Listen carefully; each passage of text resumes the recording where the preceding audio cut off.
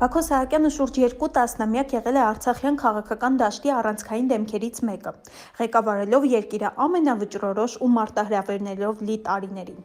Նրա գործունեությունը ձևավորել է ոչ միայն Արցախի պետական ինստիտուտները, այլև նրա ռազմավարական ու պաշտպանական համակարգը։ Ինչ է արել Սահակյանը Արցախի համար։ Բաքո Սահակյանը պետական կառավարման առաջին գծում հայտնվեց որպես Արցախի ազգային անվտանգության ծառայության ղեկավար, այն ժամանակ, երբ Արցախը դեռևս փորձում էր ամրապնդել իր դիրքերը։ 2007-ին ընտրվելով Արցախի նախագահ նա դարձավ այն առաջնորդը, ով վերահաստատեց, որ Արցախի պաշտպանունակությունն ու ինքնիշխանությունը եղել եւ մնում են առաջնային նպատակ։ Սահակյանի նախագահության տարիներին Արցախը շարունակեց զարգացնել իր պետական համակարգը, ունենալով կայուն կառավարություն, ընտրական գործընթաց եւ միջազգային մակարդակում ճանաչելիություն ձեռք բերելու ջանքեր։ Նրա օրոք Արցախը վերածվեց ինքնակառավարվող, իր օրակարգով առաջնորդվող պետական միավորի, չնայած միջազգային բարդ պայմաններին։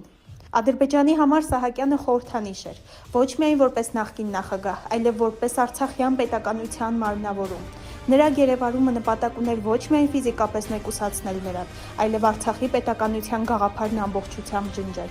Բաքուն նրան պահում է ոչ թե որպես անձ, այլ որպես Արցախի անցյալի, ներկայի ու ապագայի վտանգավոր հիշեցում։ Այն ինչ չի ստացվել 90-ականներին պատերազմի միջոցով, այժմ փորձ է արվում լուծել քաղաքական հաշվեհարդարի մեթոդներով։ Նրա դատավարությունը նույնքան շինծու է, որքան Արցախի դեմ իրականացված քաղաքականությունը։ Դատավարության ընթացքում Սահակյանը հստակ նշել է, որ Արցախի հարցը չի կարող լինել քրեական կամ դատական գործընթացի մաս։ Նրա ներկայությունը Բաքվի դատարանում հենց դա է ապացուցում։ Արցախը երբեք չի եղել ու չի կարող լինել Ադրբեջանի ներքին հարց։